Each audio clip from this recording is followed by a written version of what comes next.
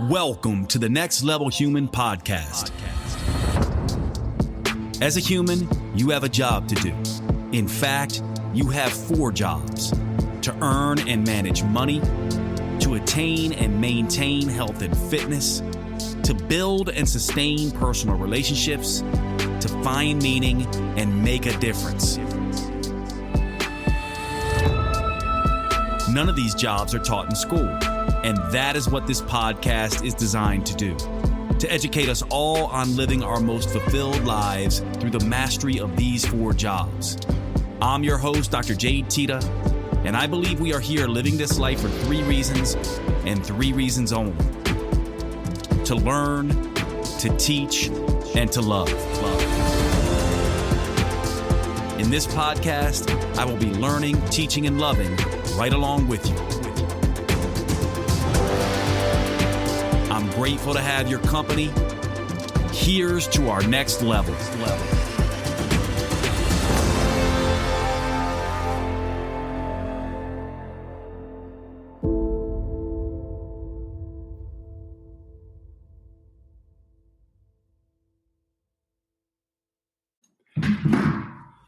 Is that on already? Recording? Yeah, everything's on. Okay, everybody, welcome to today's show. My name is Dr. Jade, Teta, host of the Next Level Human podcast. I'm back with a regular on the show, Justin Janoska, who is someone who is a co-teacher of mine in my certifications, someone who I work with on the regular. We have lots and lots of conversations. He's down in Asheville, North Carolina, visiting me. We just got back from my awakening retreat where we both did some work there. And we're going to be talking today about autoimmunity and functional medicine. And I'll key this up and then we'll kind of get into this, Justin. So part of what is going on in the industry from my perspective, and you'll see that Justin and I have overlap in some of our opinions, and we also differ in some of our opinions, and you'll see that here in this discussion. But from my perspective, one of the things that is problematic in medicine in general is that we tend to get in silos, right? So we have the traditional medicine camp and the alternative medicine camp. And for a long time, that's the way that it was, right? There was traditional/conventional medicine that was mainly focused on diagnostics and drugs and surgery. And diagnostics meaning let's give this condition a label and then let's apply whatever surgeries and drugs have been determined to be effective, and be determined in quotes because there's a lot of issues with the way this stuff has been determined in the conventional realm. And that realm, the conventional traditional medicine, was sort of antagonistic to the alternative complementary realm, which is a realm that I studied in, naturopathic medicine.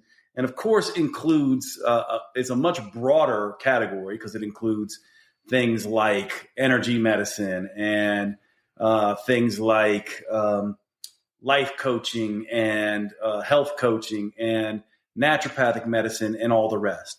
And out of these 2 disparate camps, there started to emerge a area that tried to integrate the 2 that is most popularly known now as functional medicine. And of course, this is what Justin and I are going to touch on, that functional medicine also, it's going on, probably increased in popularity about 20 years ago and has steadily grown in popularity since then, and has sort of become what the old school naturopathic doctors were, also suffers from weaknesses. And so we're going to discuss this through the lens of autoimmunity, which is Justin's area of expertise and is highly prevalent. And I guess what I would say is that one of the things that has begun to happen is that even within functional medicine, the sort of approach has been slowly moving in some ways to a more physiological, biochemical, mechanistic type of approach that leaves out some of what I would consider were the strengths of functional medicine in the first place, which is what I might call root cause medicine, getting to the underlying issue. And I think Justin has some really interesting thoughts on what are the real underlying issues in autoimmunity that are being ignored in all three places: conventional medicine, alternative medicine, and functional medicine. So I'm going to let you sort of give your take on this, Justin. What do you feel like the people who are dealing with autoimmunity are struggling with, and why is it that you think that all three of these areas are largely leaving the autoimmune population without many good treatment options? Yeah, so I think that there is a lot that's good that's happening. I'll admit that and start with that, because there are certainly some helpful things that people are getting that they're not getting from conventional allopathic medicine, right? But the issue that I've noticed over the years working with people is that they're still stuck in the mud in a sense, because they're doing all the quote unquote right things and they are addressing the root causes that they have found, and they're changing their diet. They're taking all these supplements. They're doing these protocols and whatnot. But it definitely has this tone of oversimplification, which is the problem. And I think that has a lot to do with, unfortunately, with practitioners and functional medicine doctors who are maybe taking the shortcut route, and they are kind of overpromising, like, hey, do this for 8 weeks, do this for 12 weeks, and you'll get better. And yes, people find improvements. I see that a lot. But what I've noticed is that after they've done that, after multiple rounds with different doctors and practitioners, they end up coming to me at some point and they're really, really frustrated and they're disillusioned, and they think that they're going to get the same thing again with me, right? And that's a problem, because then your distrust starts to amplify, right? And then what you find is that people sometimes give up altogether, or they are so skeptical that they will put little faith in what you're going to give them. And then you could run into that whole idea of, well, maybe the belief is of it not working, the nocebo effect is kicking in, and that's why they're not getting better. So it has like a snowball effect, right? And I'm not saying that everyone is experiencing this, but it's become really, really prevalent because of this whole cookie cutter. Now, I'm not going to say it's always cookie cutter, but there is just this tendency to overprescribe things, run all these tests, and do things in this sort of black or white or A plus B equals C way, this paint by numbers process, you might say as well. And people get temporary results, and then they feel good for a while, the honeymoon phase, you might say, and then they're back to square one in a sense. All right. Well, so that people can follow this discussion, because it can get, whenever practitioners like you and me are having discussions, it can get a little bit heady and esoteric. So why don't we, so that everyone can follow this discussion, why don't we choose a condition to start? Let's take something that I know you work with and I've worked with, and I actually suffer from, Hashimoto's. So for those who don't know, Hashimoto's is a autoimmune condition of the thyroid gland that causes low thyroid function. So it's a hypothyroid state. It's called Hashimoto's. It is diagnosed in the conventional realm by finding antibodies to the thyroid and also seeing that TSH, thyroid stimulating hormone, is high. And it's oftentimes believed that the autoimmune antibodies are indicative of thyroid destruction, and that's what's causing the low thyroid. So conventional medicine, let's go through that first, and then you and I can discuss all the different ways that this is done, and then we can see how you and I might vary in its treatment. Conventional medicine, normally, you'll go to see your doctor. They will run blood labs. They will find a elevated TSH, usually above 5. That's where they're going to start, getting a little bit concerned. And if the symptoms are there as well, these are going to be things like constipation, cold intolerance, thin nails, thinning hair, brain fog, difficulty with your memory, weight gain, fatigue. What they're going to do is they are not even going to run any other tests. They're just going to give you thyroid hormone.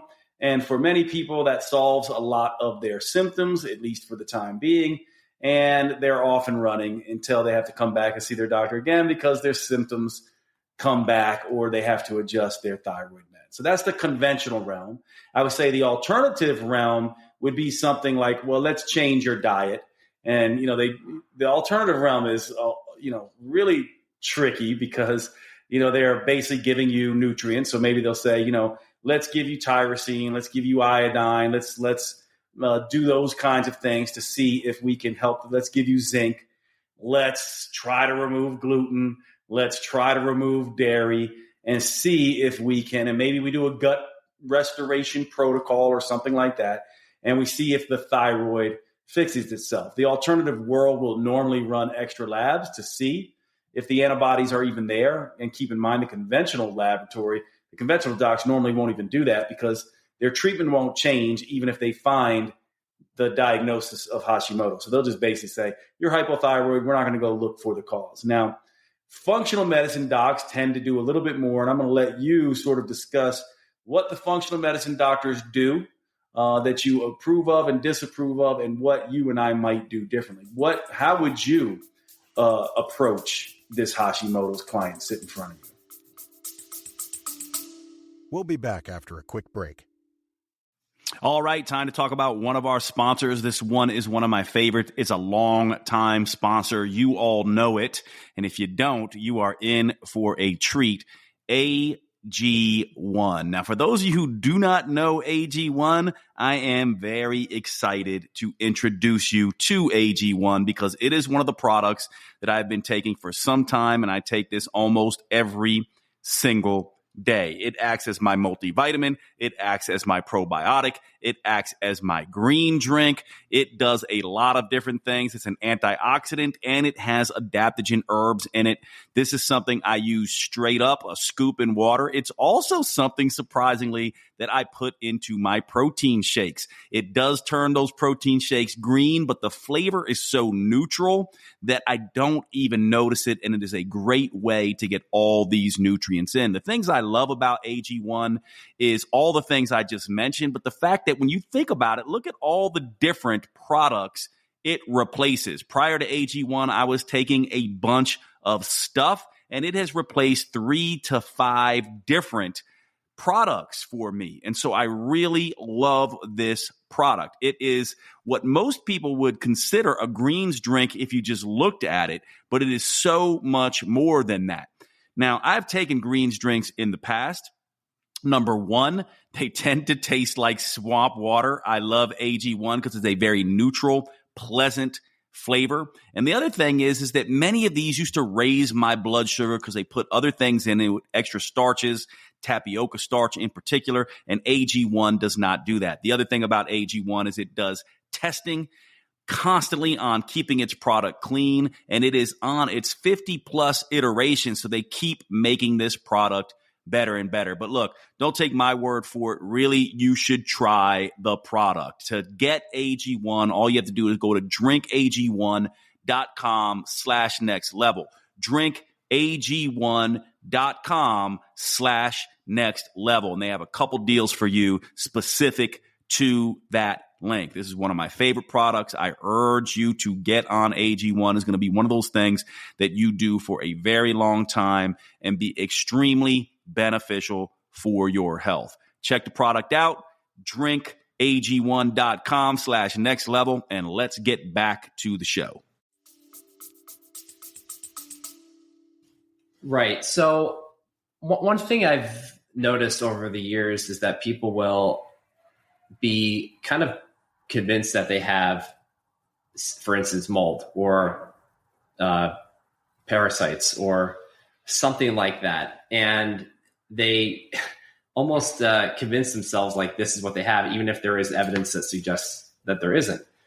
And like my mom, for example, like she was on a heavy metal protocol for maybe 9 months because her doctor found some evidence of mercury and a few other metals. And sure, that could be an issue, right? But that's tricky because just because you have evidence of it doesn't mean it's a problem. And she didn't really have the symptoms, you might say, of that stuff. But again, it's tricky because it overlaps with a lot of other things, right? So she did it. And I said, hey, how did you feel after that? Did you notice any difference? And she said, actually, no, not really. And I've actually seen this many times with people. And I think this is a real issue because it gives people a lot of hope and optimism that, okay, I'll fix this root issue and it'll solve my problems, and I can finally lose this weight and have memory again and be active and do what I want to do in life. And it doesn't happen, right? Because we're putting all our eggs in one basket thinking this is the one thing that I haven't addressed. This must be it, right? This oversimplified approach. And then it's like, okay, go down the checklist. We dealt with heavy metals. We did that. Okay, next, mold, deal with that. And it's you can pick any sort of root issue, and it's kind of like this for a lot of people. But I would say parasites and mold and metals are probably the top three that people are spending a lot of energy. And I think parasites and mold are the hot thing these days. And there's a lot of discussion around it. And yeah, for sure, it is an issue. It can be an issue. But we can fall into this trap of believing that it's the underlying problem we haven't addressed. And then you end up like what my mom experienced. So for me, I think we have to cover as many bases as we can. And if I'm looking at this client in front of me, I have to look at someone's history and see exactly what their exposures have been and where they've been in their life. I think those things have to come into play here, and that will inform what I do test-wise. Because for me, I'm not somebody who's going to run all the labs. There's so many to choose from. I feel like every week there's a new test coming out, right? And I go down in my head this sort of hierarchy of where do I go first? Do I do something for stool testing? Do I do organic acid testing? Do I do looking for metals, looking for mold, etc.?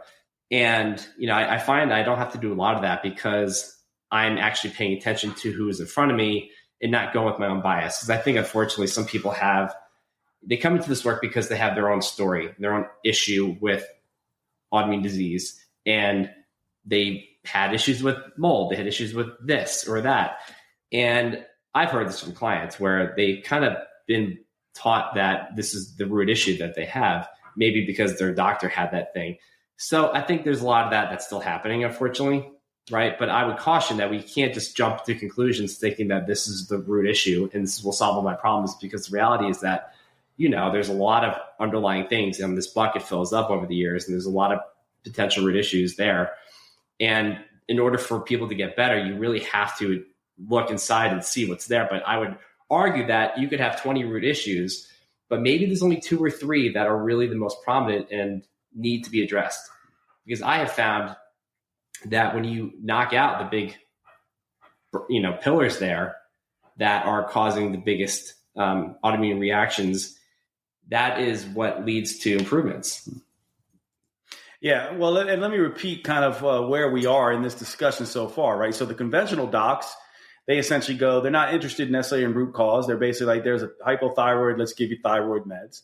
By the way, I'm not even going to say that that's not appropriate for some people. Some people it works for, but it's certainly not getting to the root cause. Then we have the alternative medicine world, which seems to me, being in this world, takes a shotgun approach with lots and lots of different supplements. At its worst, it's just green allopathy, where rather than taking the thyroid drug, you're taking lots and lots of different thyroid supplements. And then we get into the issue that Justin's speaking about, where depending on the practitioner you see, one of the things that I think is not something we like to think about, but a lot of practitioners are biased in their own ways, right? Like they have their own bias. Everything is mold, or most of the things they see, or they specialize in mold. So if you go to them, you're going to get a mold protocol. They're going to test for mold, or they're a heavy metal person or a detox person. So if you go to them, they're obviously going to do detox testing and detox protocols. Other people are trauma-based people. So obviously if you go to them, they're going to put everything through the lens of trauma and so on and so forth. Now, I guess the thing that we're trying to address here then is, which of these is root cause? If we talk about root cause and getting down to the bottom, which is what you were referring to, Justin, let's go through for you in terms of the big 3 or 4. What are the things that you feel like are the biggest issues for people? And the second question is that, how do you actually individualize this? Mm-hmm. Yeah, I would say first and foremost, psychological stress is top of the totem pole, because that probably is what got them here in the first place, right? And my mom was a good experience of that because no one really addressed that with her until I kind of brought it up. Right. And I'm not even going to say it's all trauma because it's not, but just daily stress that you're experiencing today. And this could include past stuff that is carried over into the present day. And this is evident in labs where you see, heart rate variability down, or you see high abnormal cortisol levels, right? Things like that can really just suggest that your body's in survival mode, and that's the bottom line. But I think, and it's tough because a lot of people don't really see it. They're so acclimated to the stress and the way of living that it doesn't feel like a problem anymore, right? How many times, I don't know about you, but I see people who, I say, what symptoms do you have? They might go, I have some fatigue, but that's about it. Do you have hair loss? Do you have dry skin, brittle nails, thinning hair? Oh yeah, I have that and that and that, right? They just forget because they're so used to it, right? It's their new normal, as we say, right? So stress is a big one. That would be tops on you. What are the other? Sure. What are the other top pillars? And because of that causes these downstream issues where 9 times out of 10, you're going to see, I see gut dysbiosis, some infection or overgrowth of opportunistic bugs, things that may or may not cause symptoms. It's not always gut-related symptoms, but it does often contribute to the chief complaints that they have, right? So fungus and candida are very, very common. And that makes sense when you understand that stress often creates this hospitable environment for bugs to overgrow, right? And it weakens their good commensal bugs, and it allows for these opportunistic and pathogenic bugs to proliferate and overgrow. And then blood sugar dysregulation, dysglycemia, is like the silent threat there because people are not really aware of how this ties into their cravings and hunger cues and things like that. They may not have type 2 diabetes. They might be pre-diabetic, but it's kind of like the silent killer in a sense, and it does impact the immune system, right? But we don't really see it. And until we look at, the blood labs that show fasting glucose and fasting insulin and things like that. So I would say those 3 are probably the most common that I'll find, not just in Hashimoto's, but in autoimmune diseases across the board. Yeah. We'll be back after a quick break. All right. Time to break into the show for one of our sponsors. This is a brand new sponsor, and there is a lot of neat research around this product that you're going to want to listen to and pay attention to. The product is Qualia Senolytic. This product helps to address one of the key discoveries of the last decade in regard to aging.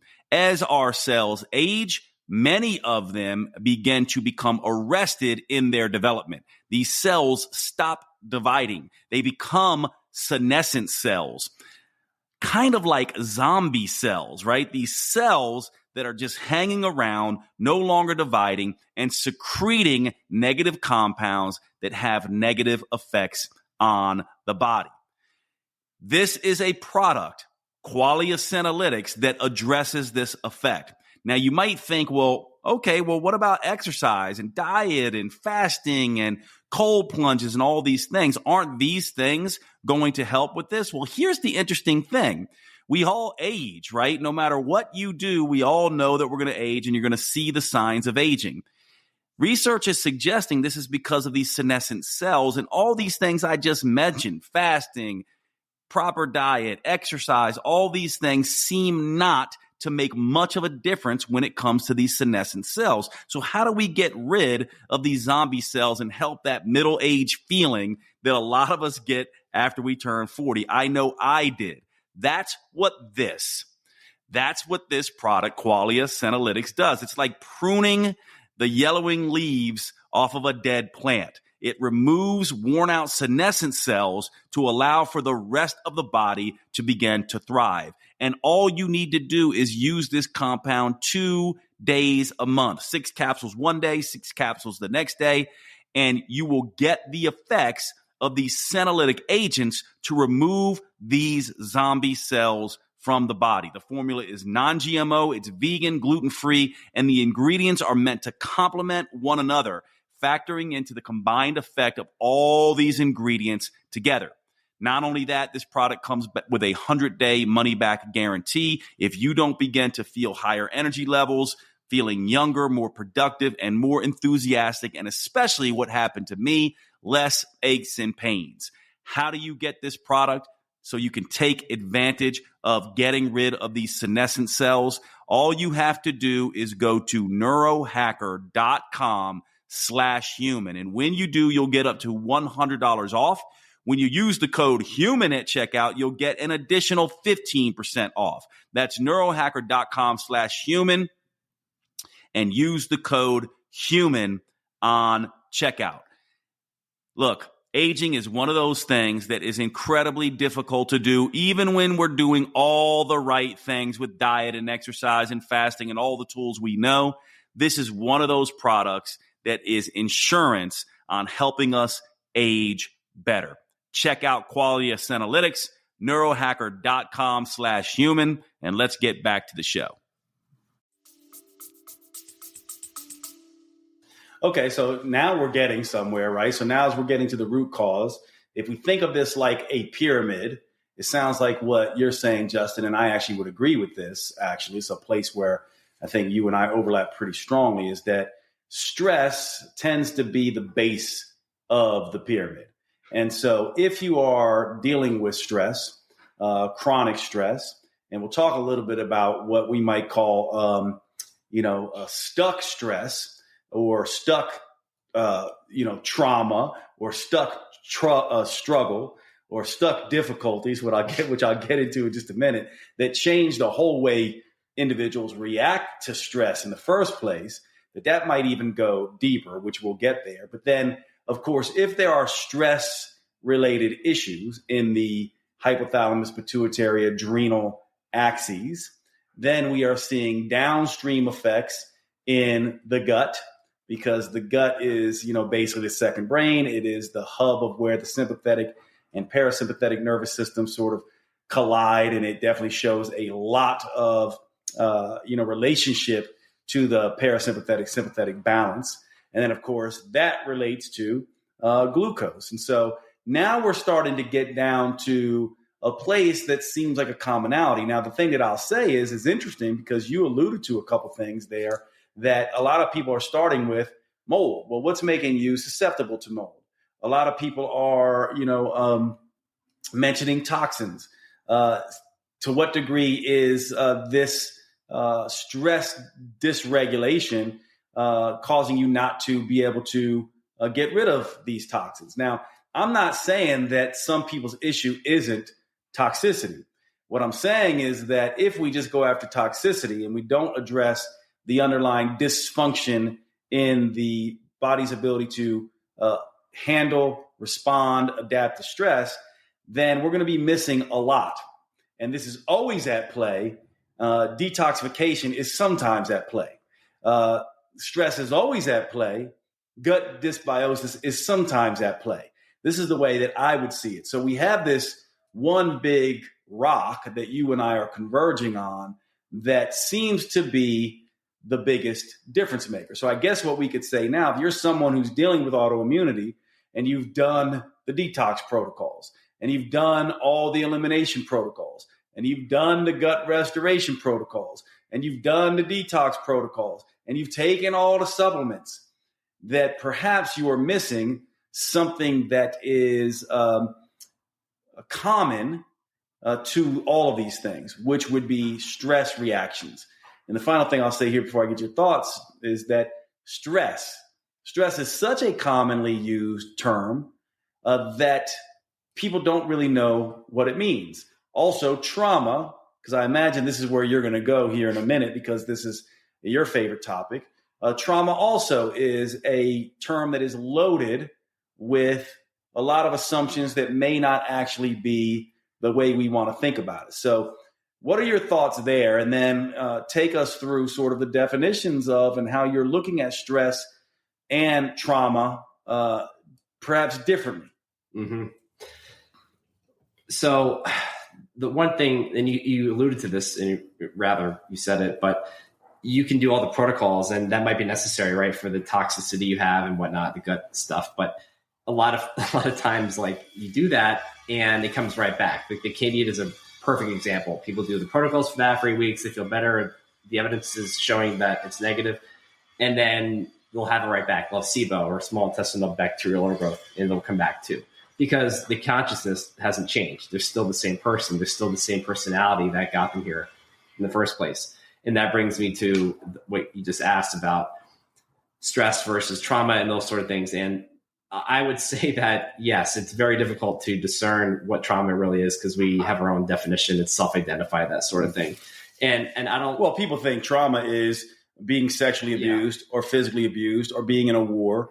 And that's not exactly, that certainly is trauma, but there are other lighter forms of trauma, which we probably might want to just call struggle. So there's stress, and then there's, let's say, long-term stress, which we could maybe call a struggle. And then there's extreme long-term stress or extreme intense short stress that we might call trauma. Right. And that's actually what I like to talk about most and educate on, because that's what I see. People are kind of turned off from the word trauma, which is why I don't like the word so much either, like you said. But the strain, the struggle that they have is really from, again, early adult stuff or childhood developmental stages. And it has a lot to do with what I see is neglect or developmental trauma. Again, they call it that. But these are very subtle things that carry forward into adulthood because of how it shows up in our, as you talk about, stuck emotions, repeated patterns, and recurrent obstacles, and the personality traits that you see born from that. And it isn't inherently a bad thing, right? Okay, you're a people pleaser. Cool. That's fine. It may not be a problem. You might be really busy. You might be a workaholic. You might be looking to control your environment because that's how you find safety and security, right? Because you didn't have it early on. That all makes sense. But when it becomes this sort of incessant thing that's repetitive and it's one thing after another as far as all the difficulty in your life, and if you don't have the emotional resilience to handle all that, you can see how it kind of really comes down like an avalanche on your body. And I think my speculation is that, and there's some literature to suggest this, I think, that this accumulates over the years, and all of a sudden your body can't handle it. The allostatic load has just accumulated too much. And then you burn out, and then the immune system goes haywire. So that is the problem, because if we don't address that stuff and you're still the same person that got you here, yet you're doing all the protocols, you can see how you're kind of washing both of the thing, washing the protocols out in a sense. Yeah. That makes sense. Yeah. And let's unpack this a little bit, because I think we're getting to, and you and I may not actually have any disagreement in this conversation at all. It seems like we're diverging in the same direction, but I also want the listener to be educated in what we're talking about. And so part of where we are in this discussion now is let's take stress. So that might be like, just the typical, you got a difficult time at work, or you're under stress, you're going through a difficult time with your significant other, or you're having some financial difficulty, right? We might call that stress. But now let's imagine that difficulty with your significant other, or that work stress or financial stress, starts to become more and more. We might call that strain, right? And let's just say it starts going on for a long period of time. We might call that struggle. Now, of course, we might have an extreme thing that happens, an accident, trauma, grief, like something like that we would call trauma. Now, when this happens in our childhood development, our adolescent development, or in our young adulthood, and it's usually these three areas, because during these times, we don't necessarily have the accumulated wisdom, know-how, knowledge, confidence, and competence that might come from learning. And so certainly when we're kids, we're reliant on individuals. And so our immune systems and our nervous systems and our psychological systems can become primed a particular way. So for example, let's say when you're young, as Justin was alluding to, you have primary needs for safety and security. And let's just say that because your parents, doing their best, are undergoing a lot of stress themselves, are not there for you. For example, I have a small example in my world that my parents were amazing, but they had 4 kids. They were driving us to and fro, practice, football, basketball, etc. And one day I inadvertently got left at my baseball field for a couple hours. And I was all alone sitting there waiting for my parents to come pick me up. And I was just a young kid, maybe 7 or 8 years old. Now, I'm sure when my parents got home, my mom said to my dad, "Did you get Jade?" And he said to my mom, "No, I thought you were getting him." And they both jumped in the car and rushed to get me. Now, I can understand that as an adult. And we can say, oh, my parents definitely had safety and security. They cared about me, except my little 7-year-old or 8-year-old Jade could not register or logic that. So that trauma / struggle / strain / stress can get stuck in your nervous system. Now, imagine that happening again and again, or imagine an extreme example of that happening. And then we get stuck in threat mode or striving mode. And let me just explain that before I let Justin jump in here. So what ends up happening is our nervous systems can get stuck in a constant state of threat, survival, or a constant state of striving, hypervigilance. And when we're in threat and striving, we're using up resources, and our immune system becomes oriented in a particular direction. And we can never get to rest and recovery and recuperation. So an example of this might be, Justin and I both use this example quite a bit. If you're out on the plains of Africa and you see a lion approaching you, you go into threat mode. And you will stay in threat mode, getting ready to fight or flee until that lion disappears. However, even when that lion disappears, if you're still on the plains of Africa and they can come back, you will be in striving mode, hypervigilance, looking for that lion to come back. That's also using an awful lot of resources. It is not until you get in a car or get inside a shelter in the house where there's no chance of the lion getting you that you can rest, recover, and relax. And that's what the immune system needs. That's what the nervous system needs. It needs safeness. And most people who are dealing with autoimmunity, and I'm going to ask Justin this question, I would argue are not able to get out of threat and striving mode to get to safeness mode. And until they get out of threat and striving mode into safeness mode, no amount of protocols are going to entirely fix their issue. So how do you think that I've addressed that, and what would you add, or what would you want to explain more? That's exactly it. And that became apparent when I saw this over and over again with people. They're doing all the things, and yet they're not there because they're, like you said, their limbic system is still activated, or their body's still in survival mode, and you can't heal and control an autoimmune disease if you're in survival mode. The problem is that our conscious brain goes, I can't see that. I'm fine. I have a busy life, but I didn't sleep well, and that's my biggest issue. But these are very trivial things, or they're not the real concern. It's actually stuff carried over from the past, and then we're trying to cope with that still, which is analogous to the lion is off the plains of Africa, but our body's still in hypervigilant mode, and we're still sensing that there is a threat around the corner. Mm. And that's what's happening for a lot of people now, because it's reflecting into their personality traits. And yes, it may not be a problem inherently, but because it's been going on for so many years, it's just adding more fuel to the immune system that's already out of whack. And that's where we get stuck. Yeah, it's pretty profound when you begin to think of how would someone know. I'll let you go first, and then I'll give you my thing. But how would someone know, because you alluded to this, the conscious mind logically doesn't see it this way, but the unconscious mind and the unconscious body, right, is stuck in these states. How would we know that we're stuck in these states? What would the body tell us, or what would be going on to let us know that we are stuck? It's tricky, because I think for me, it's two different angles. You can look at biomarkers, and because some people need to see that on paper, and they need to see the truth that they're in survival mode, or they're under stress, right? So like the things I said earlier about cortisol dysregulation are really common. Heart rate variability is often going to change. And another subtle things that you can pick out from traditional labs, right? And could we say, Justin, that even having an autoimmune diagnosis, would you say that even that is a sign that this is going on? Yeah, exactly right.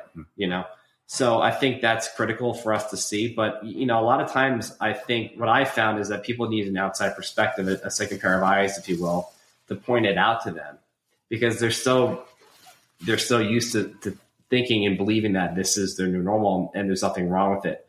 So that is something that can happen for some people or not. But I think it's having an interaction with somebody to point out to you that, hey, like, this is the way you're acting and behaving in a certain way. That makes sense given what happened and what's going on, but it's actually teaching your body that there's still danger around the corner, and it doesn't help at all. And again, the whole theme with autoimmune disease is it's really hinging off of the nervous system. If it's completely dysregulated, there is nothing else that's going to resolve it and improve your symptoms.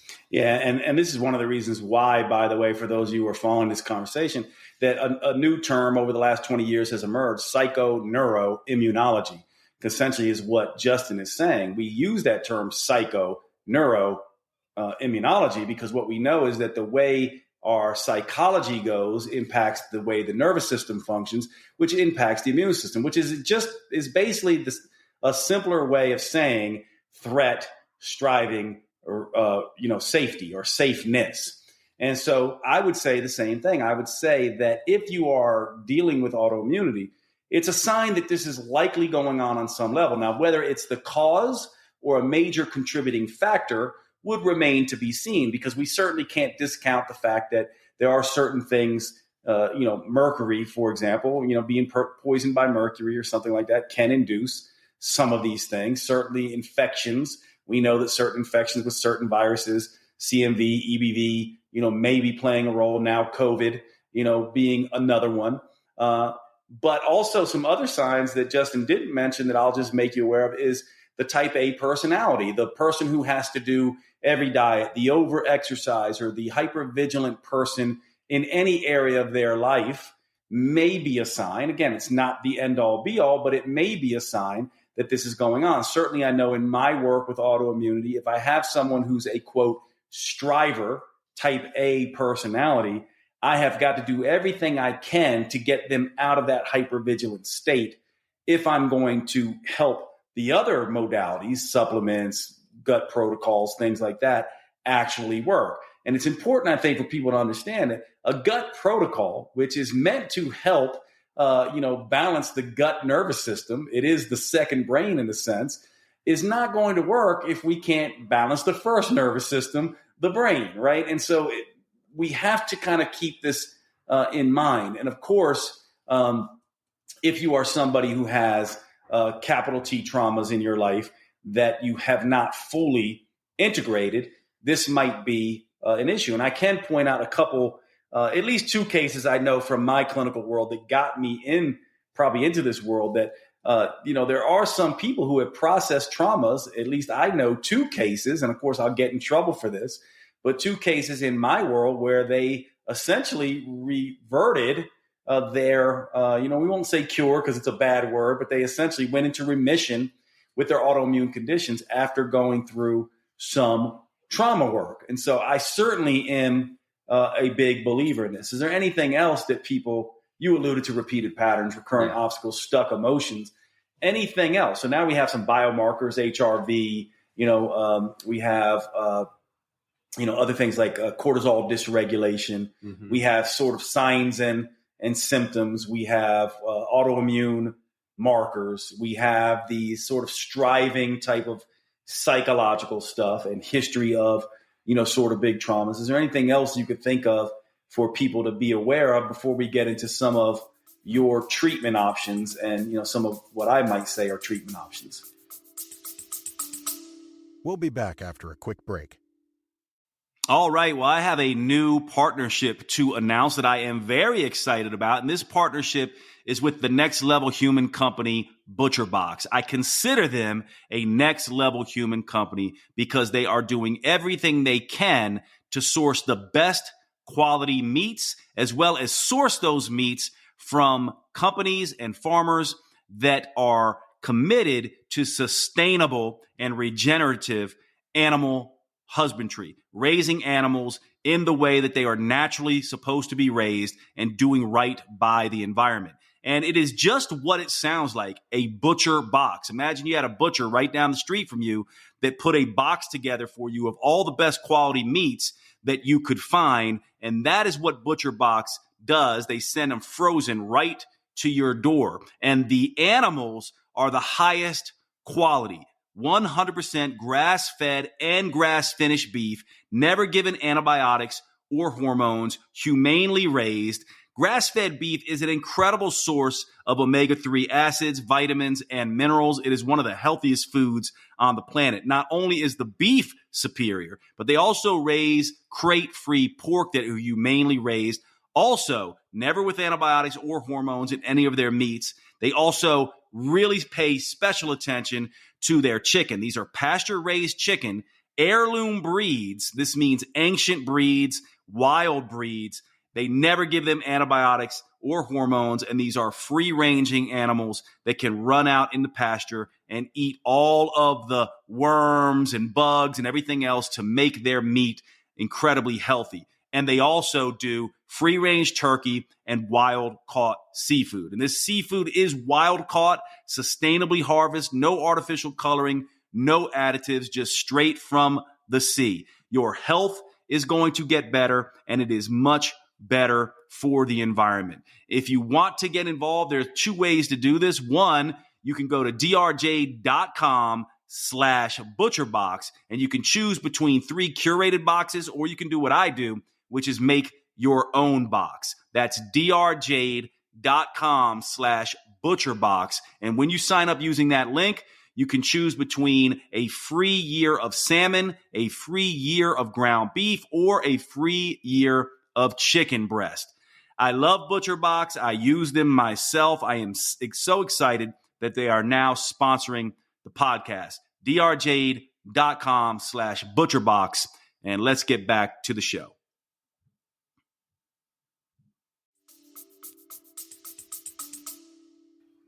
Yeah, I mean, on a stool test, there is a biomarker called secretory IgA, and that is almost always non-existent in a lot of the clients I see if I run that test, which is, quite often.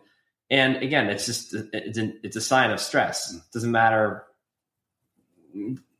where it comes from. It just means that your body is perceiving that, and that's again, I think helpful for people to understand, and so they can believe that their body is not in a safe place.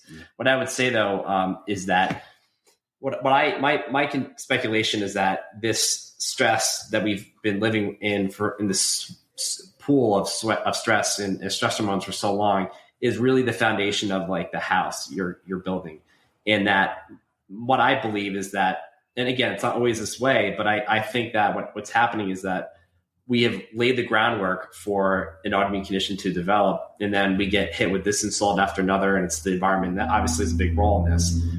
But that just adds to the whole burden in general, right? So you can pick all the burdens out of the bucket, right? And you're still left with some remnants of water, if you might say, which is still this stress that we're talking about, and how we have to change the personality or change our identity, right? Or dissolve and discharge these emotions, these things we're carrying. And it's tough because people want tangible things to do. They want to have control over this and that, which is actually speaking to the point of what I'm trying to say, right? And it's tough for people to get their head around it, I think, or maybe you choose to do it because it's intangible. It's not something I can actually control. You have to do inner work and things that are a little bit more vague and ambiguous. And I think that's unfortunately just a turnoff for some people. They're afraid of going into that world because they're not sure what's going to come up.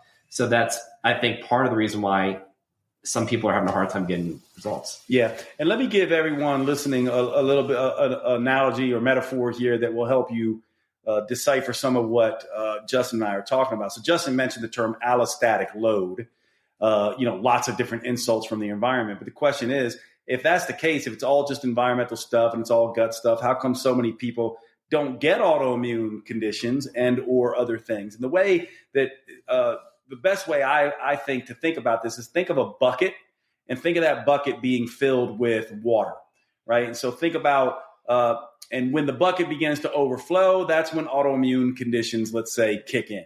So when you have lots of stress, especially childhood stress, strain, and struggle or trauma, what's happening is you're essentially starting with a much smaller bucket. Now add in the stress of daily life, that adds some water in. Add in the shitty foods and processed foods, that puts some water in. Add in the toxins in the environment. Add in the allergens in the air. Add in all these things, and all of a sudden your bucket starts overflowing. Now, obviously, we need to do two things. We would like to decrease the amount of water going into the bucket, but we'd also love to have a giant bucket, because the bigger the bucket, the more resilience we have. And that becomes where stress management comes in. And there's a couple things actually in the research that's really, I've actually been preparing for a talk I'm giving at the Personal Lifestyle Medicine Institute on what is the major resilience from this stress, strain, struggle, trauma. What are the factors? And two that come up are agency, meaning how likely are we to be able to do something and get a result from it and feel like we have the answers, especially agency as a child and adolescence. Do we feel like we have control over our lives? And purpose. Do we feel like our life has meaning? These are two hidden forms of things that actually increase our bucket size. And then, of course, things like reducing stress load through mindfulness and, those kinds of things, meditation, mindfulness, rest, recovery, relaxation, all the stuff you think about, time in nature, grounding in nature, massage, all of these things, they also increase the bucket. Now, notice that I didn't say anything about taking a supplement. I didn't say anything about a protocol or a drug or anything like that. Those things typically don't increase the size of the bucket, although they may decrease the water. And so what else do you want to add to that in terms of things that may increase their bucket size and also decrease their water load? One of my favorite things to say to people is the 3 S's: silence, solitude, and stillness, which you kind of just mentioned, but that is a helpful reminder for people to kind of step away from all this. Honestly, I think the best thing you can do is to not fixate on your protocols and try to make sure you're doing it right all the time and obsessing about it and being neurotic. And that, unfortunately, it happens for people. And then guess what? The stress of doing the healthy things to help yourself is making it worse or keeping you stuck, right? So it becomes one nasty, vicious cycle. The other thing I would say is that while removing things is obviously, from the bucket is important to do, there's been such a huge emphasis on that. And that's the problem. That's only half the equation. We need to build resiliency in the way you described it. And that can obviously include the things you talk about the most, meaning and purpose and relationships and connecting with people, finding your passions and doing things that you used to do that brought you joy and made you feel alive. Like that stuff I'm a huge advocate for. And I emphasize that a lot with people because they don't think that way. They haven't thought about that. And when they start engaging in that, it's like amazing what happens as far as how their symptoms almost go away completely, or it's just, they're taking a step in the right direction while simultaneously doing the protocol related things, but we're not putting all our eggs in that one basket. Yeah. And that's really the key for me is like, hey, let's do those things, but let's check that box and move on and focus on the things that are not related to this disease. Yeah. And that shift in perception and where you're placing your awareness is really critical. Yeah, which I think brings us to the final thing I want to cover with you is things that I think you all listening will be surprised at our treatment options. If you talk to some of the things that Justin and I are doing, they're things that are not really mentioned anywhere else in the functional medicine world. For example, journaling techniques, breath work, different meditation techniques. Of course, there's mindfulness meditation, there's visualization meditation, there's parts integration work, which I know Justin does a lot with, dealing with your inner child and the emotions that come along with that inner child. The child is a part of you, but also each of those emotions that child engages with as a part of you, your adolescent self and its child. And there's work, meditation work, journaling work, art therapy, all of these things. And they seem bizarre to people at first until you realize that these are the ways that the subconscious mind works. The subconscious mind doesn't think in logic and language. It works in symbol. It works in metaphor. And art and breath work and visualization techniques and these kinds of things get into the unconscious mind, whereas logic does not. Talk therapy actually does not. These is where tools like EMDR come in and other tools that help the unconscious mind reprogram itself to raise the bucket, to help the psycho-neuroimmunological system. And so I know you do a lot with this with the people you work with. Let's just talk briefly about that, and then we can wrap up the discussion. Mm-hmm. So for me, we have to address the personality, the psychology, and the physiology. Like those are the three domains in my head. And for me, I don't have a bias towards any of these. It's not all this or all that. It could be any of it. I'm completely curious and an open book till now. Like all options are on the table, right? If you have to do medicine and HRT or pharmaceuticals, whatever you have to do and so forth, great, do that. But for me, it's about, okay, like what's actually in that bucket, right? And what I find though is that I have to start with the nervous system and the emotions and the emotional distress or the behaviors and the coping strategies that people are not often aware of. That is the first place I'm going to go because that takes time to unravel and change that, right? Neuroplasticity, rewiring the brain is not going to happen overnight. So we start with that, and that's an ongoing process that takes time because that's honestly the hardest part. The easy stuff is taking your supplements and changing your diet and exercising and those sort of things, relatively speaking, right? So that is where I'm going to go. But then it is an art. It is an explorative process as to, well, what is actually the biggest thing that you're dealing with? Is it a virus? Is it mold? Is it this chemical and whatnot? But I would argue that actually, the goal is not to remove and get rid of everything. And we may not even find everything because we don't have all the diagnostic labs to do that and to find everything, right? No test is perfect, right? So for me, I just go, okay, maybe you have 15 root issues, hypothetically speaking, but maybe we only have to get rid of like 2 or 3. Let's find out what that is. Let's find out what the biggest things are. And what I find is that people make huge strides in their progress without having to do a million things. So my whole philosophy is less is more. It's the path of least resistance and how to make this easier for you. And at some points, it kind of feels weird because clients will say, well, I feel like I haven't done anything. I feel like, because it's so contrary to what they're used to doing. But that's the paradox. When you let go of trying to get somewhere and figuring it all out, you actually give the body the respite and the things it needs to heal. Yeah, and the truth of the matter is you are doing lots of different tools. They're just not the things that people are used to. And I would argue that people of a striving nervous system want all the things. They're striving, they're lookers. They're trying to, they part of their physiology is geared towards finding the latest, greatest thing. They're hyper vigilant in a different way. They're not looking for the lion. They're looking for the next thing that might solve their problem because the underlying problem is a safety and security issue.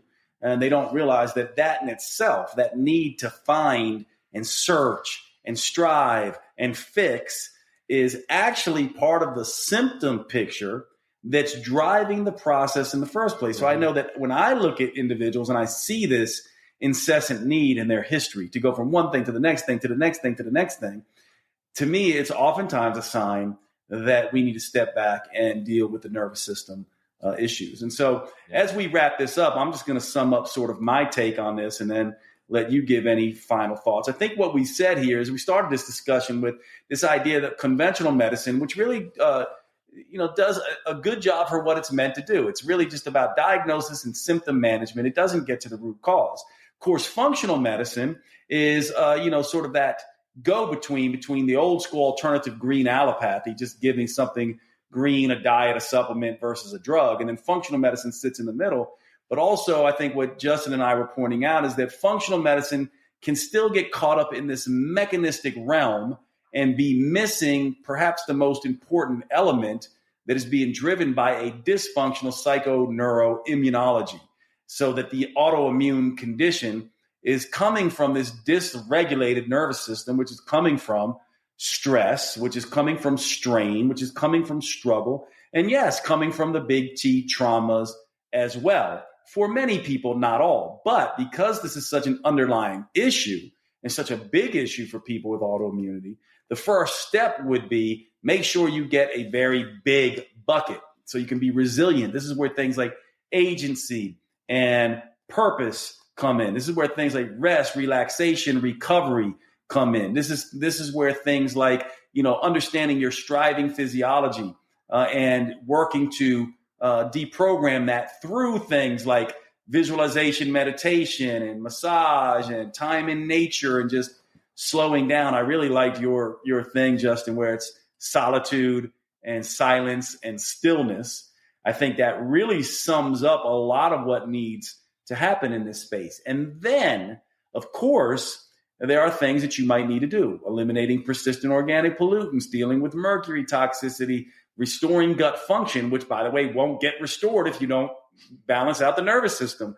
And so this is, to me, why this is so important. And the final thing I'll say here is a lot of these tools and techniques are a little bit esoteric for now. They're not commonplace, but practitioners like Justin and myself, I'm certainly teaching on these things now because I'm not in the clinic as much as Justin is. Like, if you want help with your autoimmune condition, I'm teaching other doctors about this work, but I'm not really seeing clients. So you would want to see Justin for that.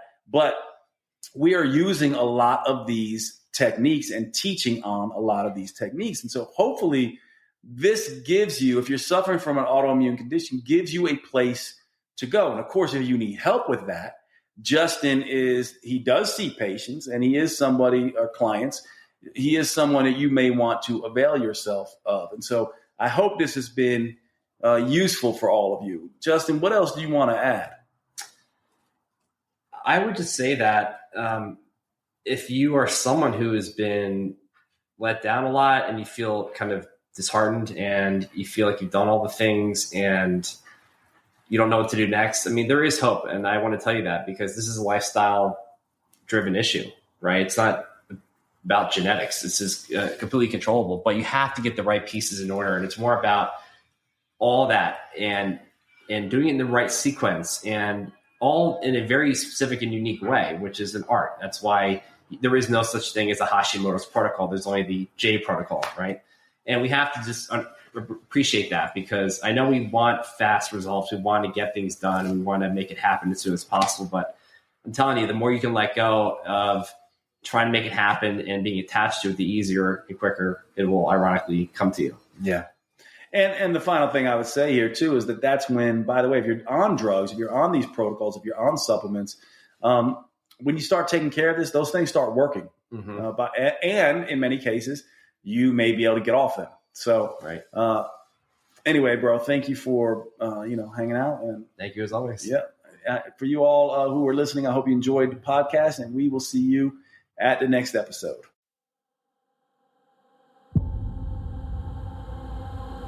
You have been listening to the Next Level Human podcast with Dr. Jade Teta. If you enjoyed this episode, please make sure you subscribe and consider leaving a review. You make the biggest difference when you pass on your lessons and inspire others. That's why reviews like this are so powerful. Your words may be the only ones that resonate for someone else. Please remember the information in this podcast is for educational purposes only. Always consult your personal physician or therapist before making any lifestyle changes. And finally, thank you for who you are in the world and the difference you make.